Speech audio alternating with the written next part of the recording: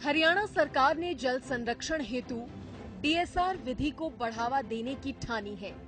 DSR पद्धति को बढ़ावा देने के लिए हरियाणा सरकार किसानों को 4,000 रुपए प्रति एकड़ की वित्तीय सहायता प्रदान कर रही है। वहीं हरियाणा के 12 जिलों अंबाला, यमुनानगर, करनाल, कुरुक्षेत्र, कैथल, पानीपत, जींद, सोनीपत, फतेहाबाद, सिरसा, रोहतक और हिसार में 2,25,000 एकड़ में धान की सीधी बुआई का लक्ष्य रखा गया है। हरियाणा में बड़े स्तर पर धान की खेती की जाती है, जिसकी सिंचाई के लिए ज्यादा पानी की जरूरत पड़ती है। लगातार दोहन के चलते कई इलाकों में भूजल स्तर बहुत नीचे चला गया है। पानी की बर्बादी को रोकने और भूमिगत जल स्तर बढ़ाने के मकसद से हरियाणा सरकार अब किसानों को डीएसआर तकनीक के जरिए धान की सीधी बिजाई के लिए प्रेरित कर रही है। इसके लिए सरकार की तरफ से किसानों को पैसा भी मिल रहा है और सुविधा भी। ऐसे ही पानीपत के प्रगतिशील किसान हैं हंसपाल, जो कई वर्षों से धान की सीधी बिजाई कर रहे हैं।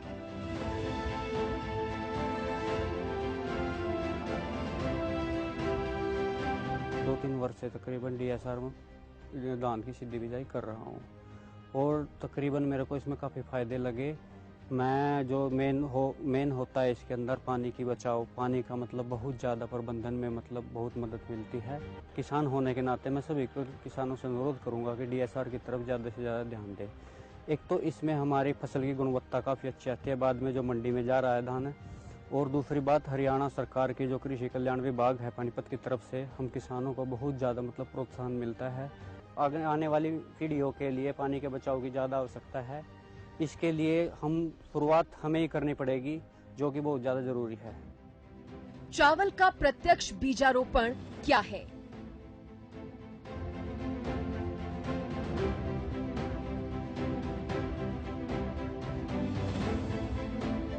चावल का प्रत्यक्ष बीजारोपण यानी कि डीएसआर, जिसे बीज बिखेरना तकनीक के रूप में भी जाना जाता है, धान की बुआई की एक जल बचत विधि है।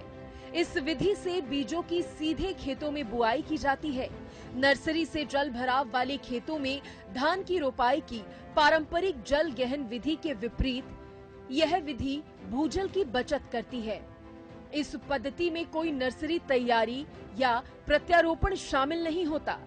किसानों को केवल अपनी जमीन को समतल करना होता है और बुआई से पहले सिंचाई करनी होती है। डीएसआर के लाभ क्या हैं?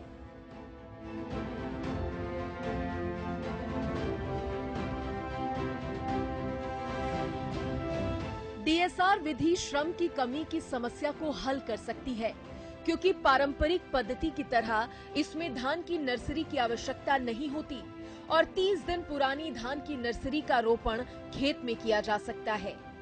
यह भूजल पुनर्भरण के लिए मार्ग प्रदान करता है, क्योंकि यह मृदा की परत के नीचे कठोर परत के विकास को रोकता है, जैसा कि पोखर प्रत्यारोपण विधि में होता है। यह पोखर प्रतिरोपित फसल की तुलना में 7 से 10 दिन पहले पक जाती है, इसीलिए धान की पराली के प्रबंधन के लिए अधिक समय मिल जाता है। अनुसंधान परीक्षणों और किसान के क्षेत्र सर्वेक्षण के परिणामों के अनुसार इस तकनीक से प्रति एकड़ 1 से 2 क्विंटल अधिक पैदावार हो रही है। आगे की राह क्या है?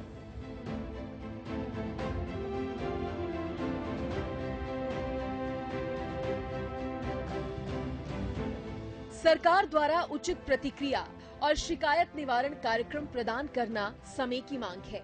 सरकार द्वारा विपरीत खरपतवारनाशी की खराब गुणवत्ता के कारण डीएसआर में फसल की कटाई को बढ़ाने के लिए खरपतवार प्रबंधन की आवश्यकता है।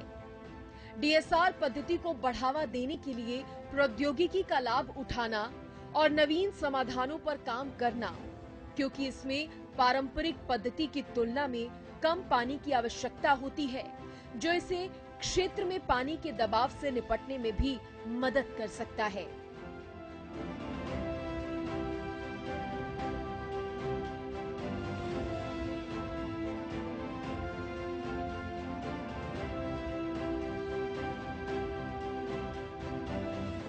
हरियाणा खेती संपन्न राज्य है। यहाँ बड़े स्तर पर धान की खेती की जाती है। धान में पानी की बहुत ज्यादा खपत होती है।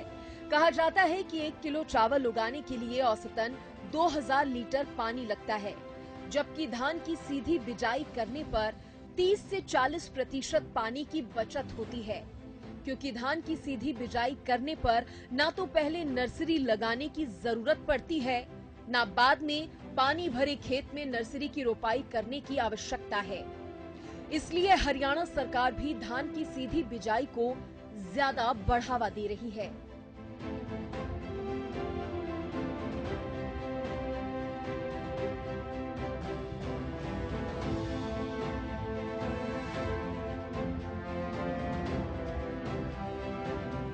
वहीं खुद मुख्यमंत्री मनोहर लाल भी खेती में पानी की कमी की गंभीरता को समझते हुए अलग अलग मंच से कई बार पानी की कमी को पूरा करने की बात कह चुके हैं।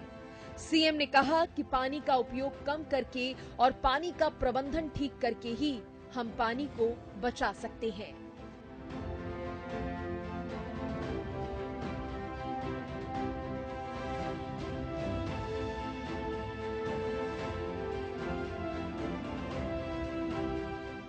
कि हमारे पास पानी है कितना। प्रेजेंटेशन में काफी कुछ बताया गया कि इतने करोड़ लीटर हमारे पास पानी है, हमारी आवश्यकता कितनी है, इतने करोड़ लीटर पानी की आवश्यकता है, तो 14 लाख करोड़ लीटर की ये कमी बताई गई है।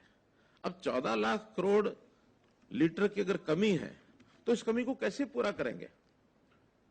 पूरा करने के दो ही तरीके हैं, या तो हम इसका स्रोत बढ़ाएं, पानी की मात्रा बढ़ाएं। पानी कृत्रिम तौर पर नहीं बनाया जा सकता। कोई कहे कि हम पानी को हाइड्रोजन ऑक्सीजन मिलाकर के पानी की फैक्ट्रियां लगाने पानी बढ़ना शुरू हो जाए, नियर टू इम्पॉसिबल।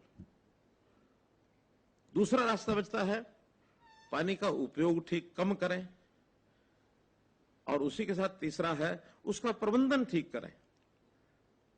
प्रबंधन में कहीं पानी ज्यादा उपयोग हो रहा है, कहीं पानी की कमी है। हमारे हरियाणा में देख लें कि खेती के लिए भी बहुत सा क्षेत्र ऐसा है जहां सिंचाई के लिए एक बूंद पानी भी नहीं पहुंचा पाए थे कुछ साल पहले तक, और एक एरिया ऐसा है वाटर लॉगिंग के कारण से हमेशा खेत डूबे रहते हैं और फसल इसलिए नहीं होती, पैदा भी होती है तो बाद में वर्षा में पानी वहां खड़ा हो जाएगा और उसके बाद फसल नष्ट हो जाएगी। तो इसका एक प्रबंधन ठीक हो।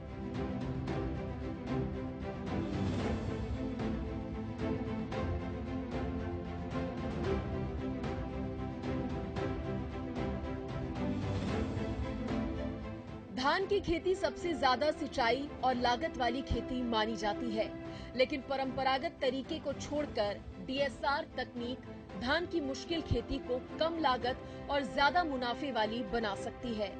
खासकर इसमें सिंचाई के लिए पानी की जरूरत भी 50% तक कम हो जाती है। इससे भी अच्छी बात यह है कि धान की सीधी बिजाई को गंभीरता से लेते हुए सरकार इसके लिए 4000 रुपए प्रति एकड़ के हिसाब से अलग से प्रोत्साहन राशि दे रही है, जो कि किसानों को इस पद्धति के लिए प्रेरित करती है। हालांकि धान की सीधी बिजाई का चलन पिछले 4 से 5 सालों से ही शुरू हुआ है। कई किसान धान की सीधी बिजाई करने से पीछे हटते हैं। ऐसे में ज्यादा से ज्यादा किसानों को प्रोत्साहित करने के लिए ही सरकार ने 4000 रुपए प्रति एकड़ की राशि देने का फैसला किया। ऐसे में हरियाणा के ज्यादा से ज्यादा किसान इस पद्धति से जुड़ रहे हैं और जल संरक्षण की दिशा में महत्वपूर्ण भूमिका अदा कर रहे हैं। सीएम मनोहर लाल के नेतृत्व में हरियाणा सरकार किसानों के मुनाफे के साथ साथ जल प्रबंधन को भी सुनिश्चित कर रही है।